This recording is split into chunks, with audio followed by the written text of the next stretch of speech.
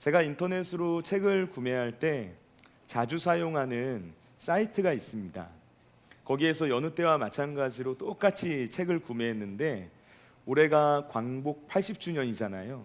그래서 조금은 특별한 사은품 같은 것을 함께 넣어주더라고요. 그래서 너무 예쁘고 좀 의미가 있다라는 생각이 들어서 제가 사진으로 이제 인터넷에 있는 걸 캡처해서 가져와 봤습니다. 자, 안중근 의사의 이 유목이 쓰여져 있는 이제 북마크입니다. 그러니까 책을 읽을 때 책사에 이렇게 껴놓는 북마크를 사은품으로 받게 됐는데요. 지금 한글로 방금 화면에 쓰여져 있었던 것처럼 이 북마크에 뭐라고 적혀 있냐면, 화면 한번 보여주시겠어요? 네, 앞쪽에는 한문으로 쓰여져 있는데요. 임무원려 난성대업이라고 쓰여져 있고요. 뒷면에는 이 한문의 뜻이 뭔지 한글로 적혀져 있습니다. 저 금색으로 되어 있는 게 한글이거든요. 뭐라고 쓰여져 있냐면, 사람이 멀리 생각하지 않으면 큰일을 이룰 수 없다, 이렇게 쓰여져 있어요. 제가 이 문장을 읽고 생각을 하는데, 이 말이 단순히 큰일을 이루느냐 아니냐에 관한 차원의 말이 아니겠구나 하는 생각을 하게 되었습니다. 평범한 일상을 살아가는 우리 모두에게 적용할 수 있는 말이 아닐까, 이런 생각을 하게 되었어요.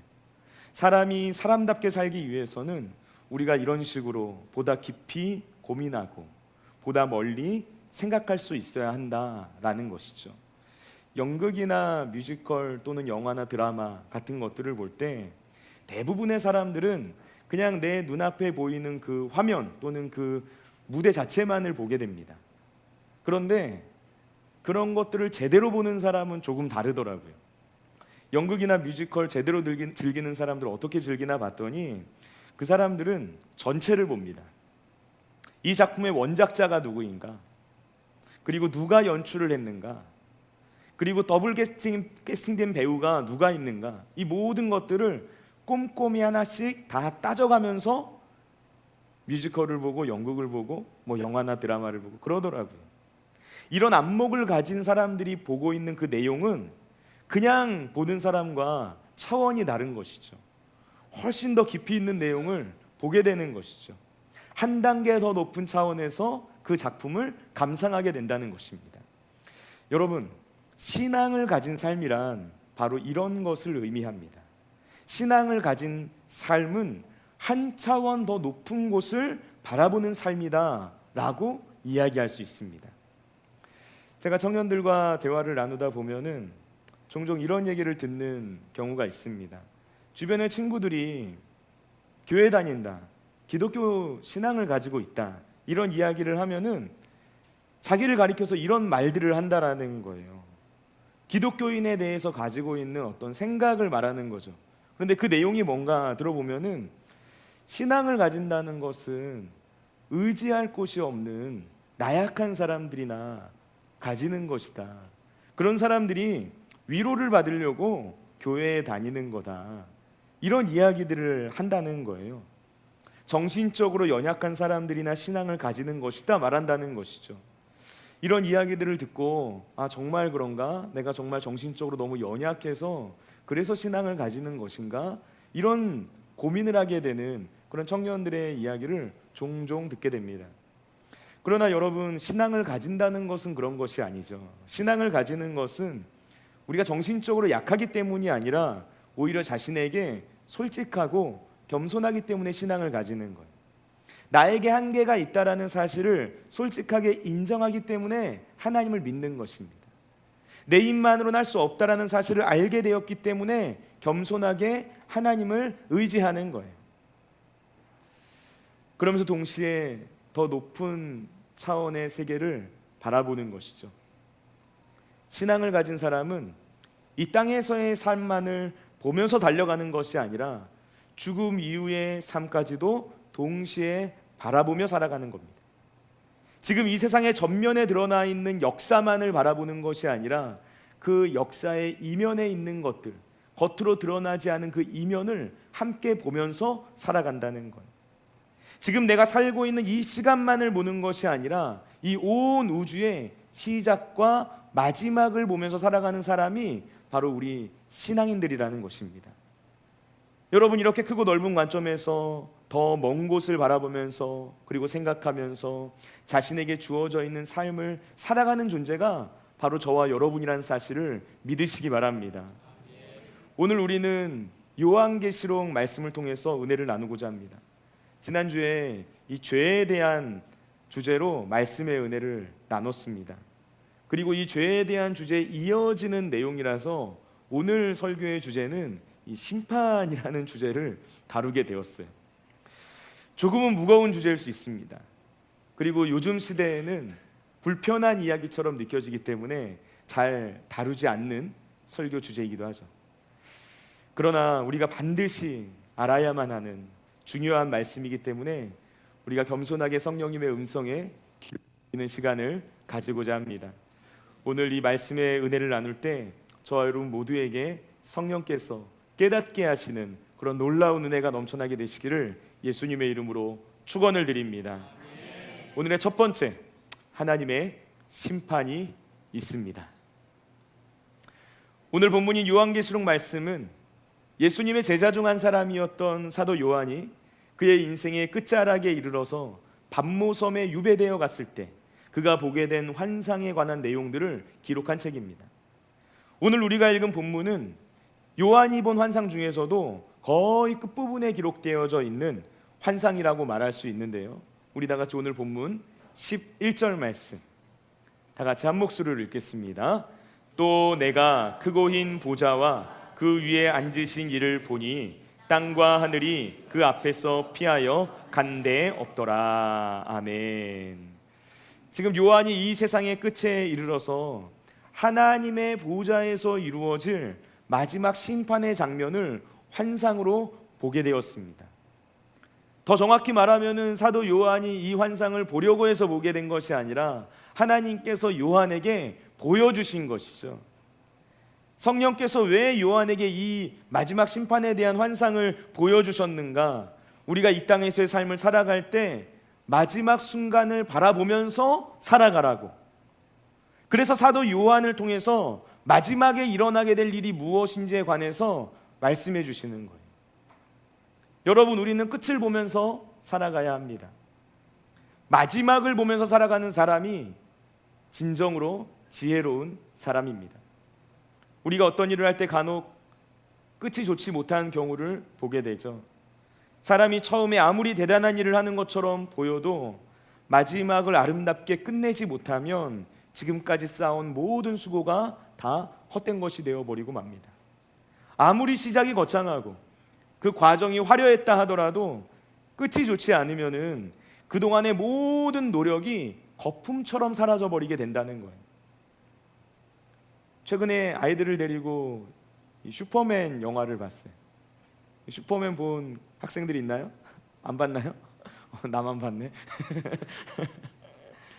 슈퍼맨이 정말 엄청나게 강한 캐릭터잖아요. 그래서 질 수가 없거든요. 그런데 이번에 나온 슈퍼맨 영화를 봤더니 많이 얻어맞더라고요.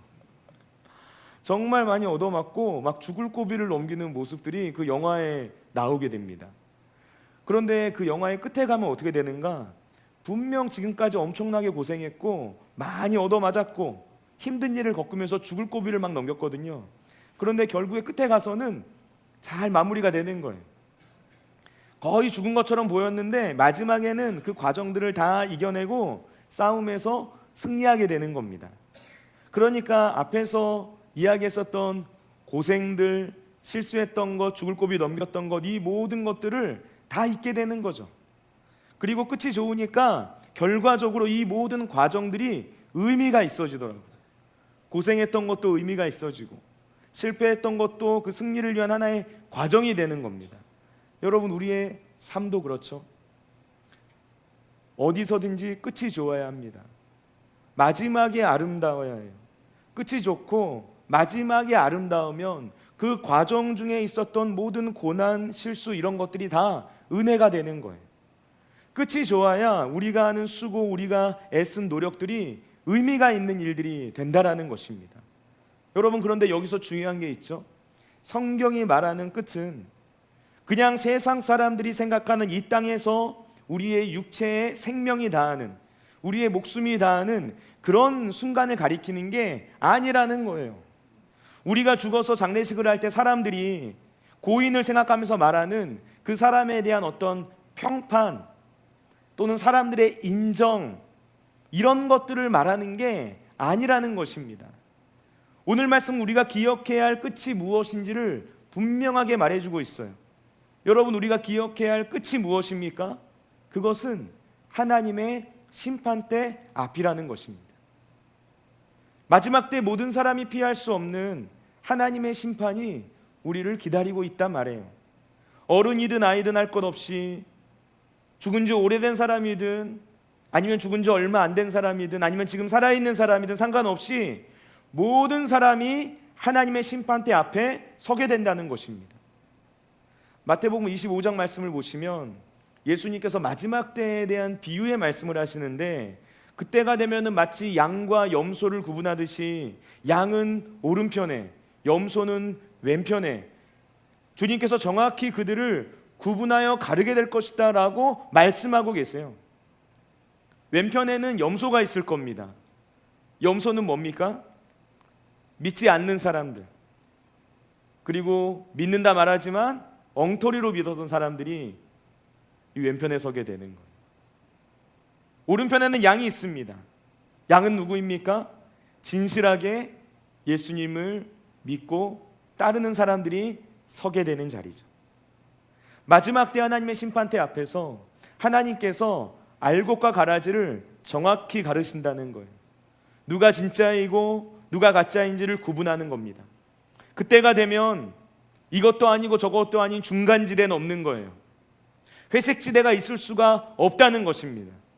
하나님께서 명확하고 정확하게 구분하신다는 거예요. 여러분, 그때가 되어서 우리가 내 마음대로, 내 의미대로 내가 서 있을 자리를 정할 수가 없습니다.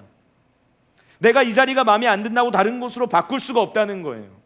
마지막 하나님의 심판대 앞에 서게 될 때는 내 자리가 어디인지, 내가 왼쪽에 서야 하는지 오른쪽에 서야 하는지 이미 다 정해져 있다는 것입니다.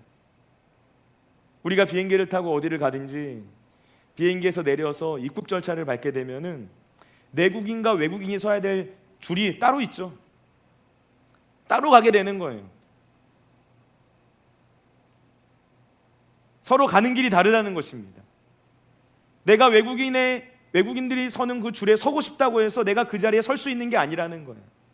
정해진 자리에 서야 되는 거예요. 마지막에 하나님의 심판대 앞에서도 똑같죠. 왼쪽에 있어야 될 사람이 내가 이 자리가 마음에 안 든다고, 이곳에 있기 싫다고 자기 마음대로 오른쪽에 있을 수 없다는 거예요. 이미 우리의 자리가 다 정해져 있다는 것입니다. 우리 모두가 언젠가는 그런 순간을 마주하게 된다, 성경이 말하고 있어요. 여러분, 오늘 말씀을 보시기 바랍니다. 12절과 13절 말씀, 우리 다 같이 한 목소리로 읽겠습니다. 또 내가 보니 죽은 자들이 큰 자나 작은 자나 그 보좌 앞에 서 있는데 책들이 펴 있고 또 다른 책이 펴졌으니 곧 생명책이라. 죽은 자들이 자기 행위를 따라 책들에 기록된 대로 심판을 받으니 바다가 그 가운데에서 죽은 자들을 내주고 또 사망과 음부도 그 가운데에서 죽은 자들을 내주매 각 사람이 자기의 행위대로 심판을 받고. 아멘. 지금 요한이 환상 중에 보았습니다. 죽은 사람들이 하나님의 보좌 앞에 서 있는 모습을 보게 된 거예요. 그런데 거기에 두 종류의 책이 있었다 말을 하죠. 하나는 뭡니까? 생명책이 있어요. 그리고 또 하나의 책은 뭡니까? 자기 행위를 따라 기록되어 있는 책이 있다는 거예요.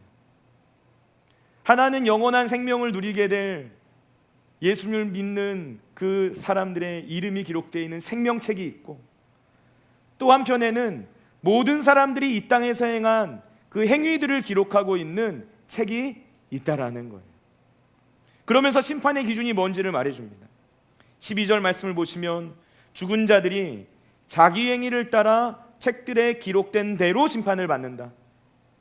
13절 끝부분도 보시면 각 사람이 자기의 행위대로 심판을 받는다 이야기하고 있어요. 모든 사람이 자기가 이 땅에서 행한 그 행위에 따라서 하나님께서 기록하신 대로 심판을 받는다는 거예요. 여러분, 하나님은 우리를 지켜보고 계십니다. 우리가 새벽 말씀으로 에스겔서 말씀을 묵상하고 있어요.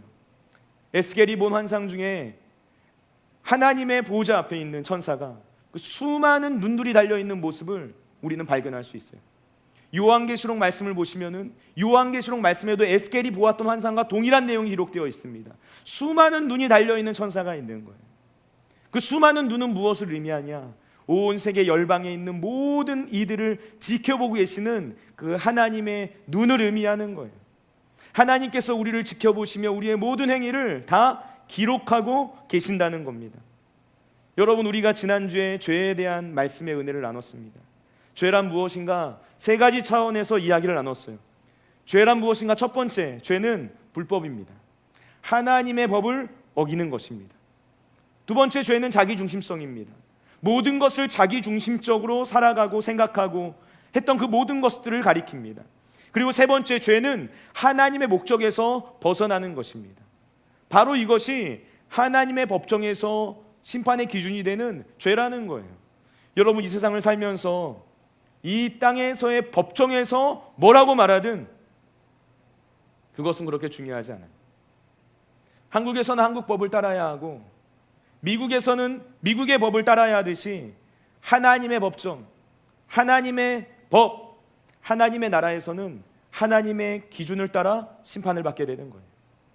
마지막에 하나님의 심판대 앞에서는 인간의 법정에서 말하는 것이 기준이 되지 않는다는 거예요.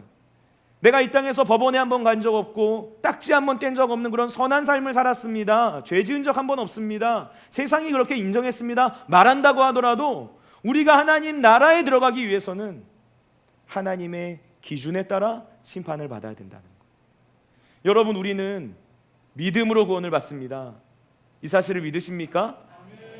우리는 예수님을 믿으면 구원을 받는 거예요. 여러분, 그런데 그게 끝이 아닙니다. 믿는 자나 믿지 않는 자나 하나님께서 모든 사람을 그 행위대로 판단하신다 말하고 있어요. 우리가 말한 믿음이 진실한 믿음인지 아닌지를 우리가 이 땅에서 살아간 그 삶의 모습을 보면서 판단하신다는 겁니다. 그리고 하나님께서 우리에게 진정으로 믿음이 있었다라고 판단하신다면 그 믿음을 우리의 삶의 행위에 따라 판단하시면서 얼마만큼의 상급을 주신 것인지를 결정하신다는 거죠. 반면에 예수를 믿는 그 믿음조차 없다면, 주님의 공로를 의지하지 않고 내가 가지고 있는 어떤 선함, 그 행위를 가지고 구원을 얻으려고 한다면 여러분, 말할 것도 없지요. 심판을 피할 수 없다는 거예요. 내가 하나님의 심판대 앞에 서게 되었다 한번 생각해 보세요. 하나님 앞에서 내가 행한 선한 일을 내어놓을 수 있을 정도로, 하나님, 제가 이 정도로 구원받을 만한 그런 삶을 살았습니다라고 자신 있게 이야기할 수 있는 사람이 과연 몇이나 될까요? 그런 사람이 과연 존재할까요? 하나님 앞에서 내가 행한 그 선행이 우리를 정말 죄가 없다라고 말할 수 있을 정도로 구원의 능력을 가지고 있다라고 생각하십니까? 여러분, 하나님의 법정에서는 죄의 삭은 사망이다라고 말하고 있어요. 죄를 지었다면 사망이라는 값을 치러야만 한다는 거예요. 죄인은 지옥이라는 하나님의 최후 형벌을 피할 수가 없다는 것이죠. 하나님의 최종 판결, 이것을 피할 수 있는 사람은 단 한 사람도 없다. 성경은 끊임없이 이 얘기를 우리에게 해주고 있다는 것입니다. 여러분, 우리는 반드시 결정해야 돼요.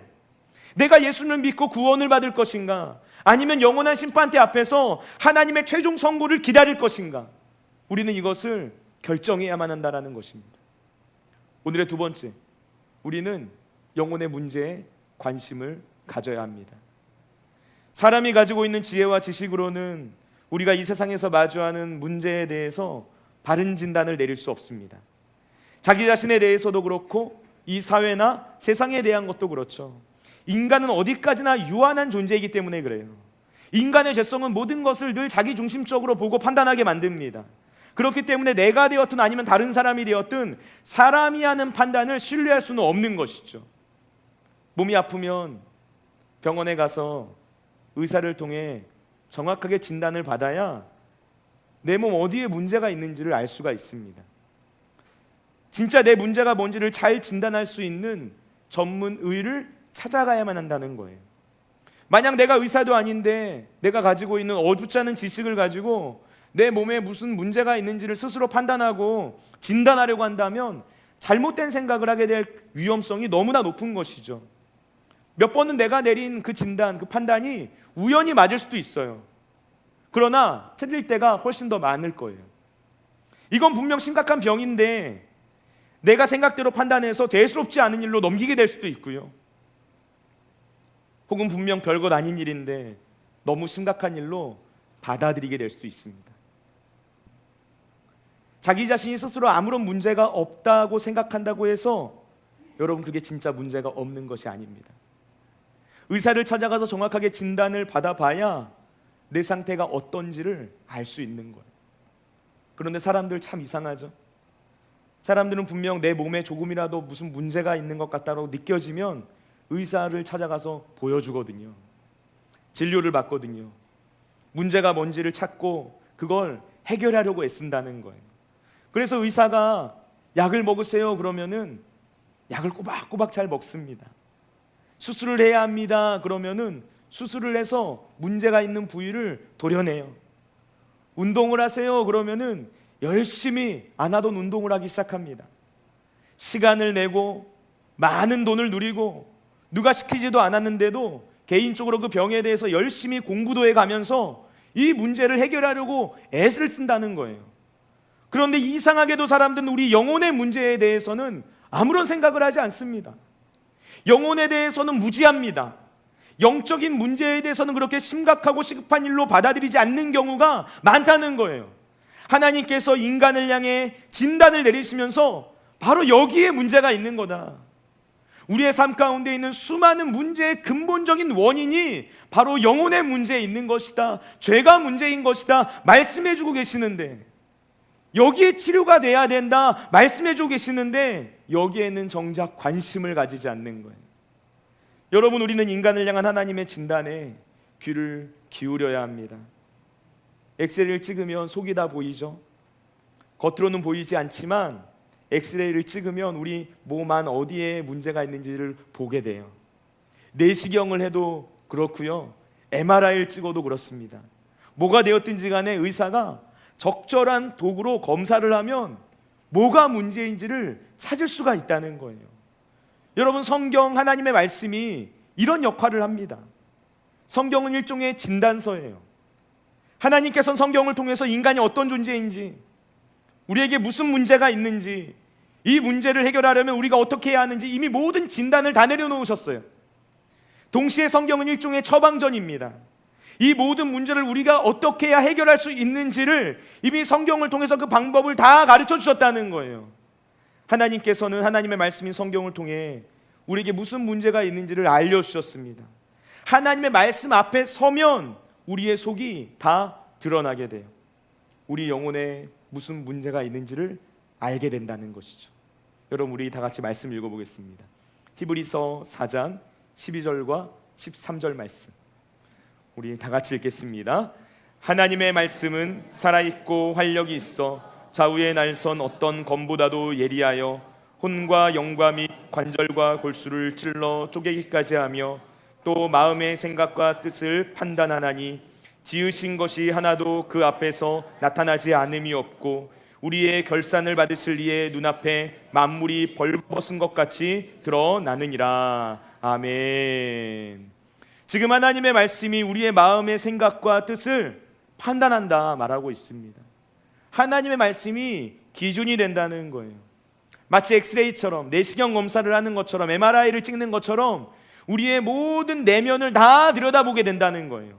그래서 모든 것이 벌거벗은 것처럼 드러나게 된다 말하고 있습니다. 내가 어떤 죄를 지었는지, 내가 어떤 생각을 하며 살아가는지, 지금 내 마음의 상태가 어떠한지를 다 드러내준다는 것이죠. 여러분, 우리가 하나님의 말씀 앞에 서게 되었을 때 우리의 죄가 드러납니다. 내가 죄인이라는 사실을 알게 됩니다. 그리고 그 죄의 문제가 내 삶과 내 인생과 우리의 가정과 이 세상을 사로잡고 있구나 하는 사실을 깨닫게 됩니다. 우리는 하나님의 심판을 피할 수 없는 존재이구나 라는 사실을 알게 된다는 거예요. 이 죄의 문제가 해결되지 않으면은 이 세상에는 그 어떤 소망도 없구나, 내 인생 가운데도 소망이 없는 것이구나 라는 것을 깨닫게 된다는 거예요. 나에게 구원이 필요하구나라는 사실을 절감하게 된다는 것입니다. 여러분, 그래서 우리는 하나님의 말씀에 귀를 기울여야만 합니다. 하나님의 말씀을 절대로 한 귀로 듣고 한 귀로 흘려보내지 마세요. 하나님의 말씀을 귀담아 듣고 깊이 고민하고 깊이 생각해야 합니다. 제가 사진 한 장을 가져왔습니다. 한번 보여주시겠어요? 어떤 작품이죠? 로뎀의 생각하는 사람이죠. 많은 사람이 잘 알고 있는 작품이에요. 로댕의 생각하는 사람이라는 유명한 조각상입니다. 뭔가 모르지만 어딘가에 앉아서 골똘하게 생각을 하고 있는 모습이죠. 여러분, 그런데 이 작품에서 무언가를 골똘히 생각하고 있는 이 사람이 지금 무슨 생각을 하고 있었던 것인지 혹시 생각해 본 적 있으십니까? 이 프랑스의 천재 조각가인 로댕이 이 생각하는 사람이라는 작품을 만들 때 이 사람이 무슨 생각을 하고 있을 것이다 라고 생각하면서 이 조각품을 만들었을까요? 혹시 그 내용을 아십니까? 여러분, 생각하는 사람, 이 로댕의 작품에는 부제가 붙여져 있어요. 그 부제가 뭐냐면요, 지옥문 앞에라는 부제입니다. 원래 이 작품은 생각하는 사람이라는 이 형상만 덩그러니 조각되어 있는 작품이 아니에요. 이 원작품은 로댕의 생각하는 사람은 지옥문이라고 불리는 조각품의 이 상단 정중앙에 있는 이 조각품이었습니다. 제가 사진을 가져왔습니다. 지금 빨간색으로 동그라미 쳐져 있는 부분이 보이시죠? 저 작품이 지옥문이라는 작품이고요, 그 작품의 상단, 지옥의 문에 들어가는 그 입구 위에 생각하는 사람이 조각되어져 있는 거예요. 이게 원작품이에요. 여러분, 로댕은 중세시대 유명한 작품인 단테의 신곡이라는 책에 지옥편을 소재로 삼아서 이 작품을 만듭니다. 지옥에 떨어지기 직전에 지옥문 앞에 깊이 생각에 잠겨있는 한 인간의 모습을 조각해 놓은 거예요. 이 사람이 지금 지옥문 앞에서 무슨 생각을 하고 있었던 것일까요? 어떤 생각을 하는 걸까요? 삶과 죽음에 대해서 생각했겠죠. 마지막 심판대를 바라보면서 무언가를 깊이 고뇌하고 있는 것이겠죠. 어떤 분은 이 로댕의 생각하는 사람은 신곡이라는 작품을 쓴 이 단테를 표현한 것이다 라고 말하기도 하고요, 또 어떤 사람은 이 작품을 조각한 로댕 자신을 표현한 것이다 라고도 말합니다. 누가 되었든지 중요한 핵심은 뭐냐면요, 지옥에서 고통받고 있는 구원받을 수 없는 죄인들을 지켜보면서 인간의 운명에 대하여 고뇌하고 있는 한 사람의 모습을 형상화했다는 거예요. 여러분, 우리는 어떤 생각을 하면서 매일의 삶을 살아가고 있습니까? 성경이 말하고 있는 천국과 지옥에 대해서 생각해 보신 적이 있으십니까? 오늘 요한계시록 말씀을 보면 영원한 삶과 영원한 죽음에 대해서 이야기합니다. 천국과 지옥에 대해서 말하고 있어요. 하나님의 생명책에 그 이름이 기록되어 있는 사람, 진짜 믿음을 가지고 있는 사람은 영원한 생명을 누리게 된다. 반면에 하나님의 생명책에 이름이 기록되어 있지 않다면 영원한 죽음, 영원한 고통을 마주하게 된다, 가르쳐주고 있는 거예요. 생명책에 기록된 것과 기록되지 못한 것 사이에는 어마어마한 차이가 있습니다. 이것은 작은 차이가 아니에요. 왜냐하면 영원이라는 차이이기 때문입니다. 도저히 뒤바꿀 수 없는 영원이라는 차이가 갈려지게 되는 것이죠. 여러분, 그렇기 때문에 이것은 우리가 가볍게 스쳐 지나가듯 넘겨야 할 이야기가 아닙니다. 진지하게 고민해 봐야만 하는 문제입니다. 성경이 말하고 있는 이 내용이 진정으로 사실일까? 고민해 봐야 돼요. 내가 정말 성경이 말하는 것처럼 죄인인가? 나의 모습을 돌아보면서 살펴봐야 되는 거예요. 진짜 천국과 지옥이 존재하는가? 있다면 우리가 어떻게 해야 천국을 살아갈 수 있을까? 그 천국에 들어갈 수 있을까? 이 땅에서 어떻게 천국을 누리는 삶을 살아가는가? 로댕에 생각하는 사람처럼 우리가 반드시 진지하게 고민해 보아야 할 문제라는 것이죠. 여러분, 히브리서 9장 27절 말씀은 한 번 죽는 것은 사람에게 정해진 것이요 그 후에는 심판이 있으리니 라고 말합니다. 모든 사람이 다 죽습니다. 이 세상에 그 어떤 사람도 죽음 이유를 본 사람이 없습니다. 그런데 단 한 사람이 죽음 이유를 알고 계세요. 누구입니까? 하나님의 아들이신 예수님이십니다. 십자가에서 죽으신 그분이 사흘 만에 다시 부활하셨다 성경은 말하고 있어요. 죄로 가득한 우리 인생 가운데 하나님의 아들이신 예수님께서 직접 찾아오셔서 우리에게 영원한 구원의 길이 무엇인지를 가르쳐 주셨다라는 것입니다. 여러분, 예수님을 믿으시기 바랍니다. 주님을 따르는 삶을 사시기 바랍니다. 가짜가 아니라 진짜가 되시기 바랍니다. 그리고 아직 예수님을 믿지 않는 분들, 어둠과 죄악 가운데 머물러 있는 가족들, 이웃들, 그 모든 이들이 무섭고 떨리는 영원한 청벌에 처하지 않도록 구원의 자리로 초대하시기 바랍니다. 눈물을 흘리면서 탄식하면서 그 영혼들을 위해서 우리가 간절히 기도해야 하는 거예요. 그들이 하나님의 생명책에 지워지지 않는 이름으로 기록될 수 있도록 우리가 그들이 지옥에 가는 길을 막아서는 하나님의 도구로 살아갈 수 있어야 한다는 것입니다. 여러분, 그래서 우리 모두가 하나님의 심판대 앞에 서게 되었을 때 탄식과 좌절이 아니라 기쁨과 감사의 눈물을 흘릴 수 있는 저 여러분 모두가 되시기를 예수님의 이름으로 축원을 드립니다.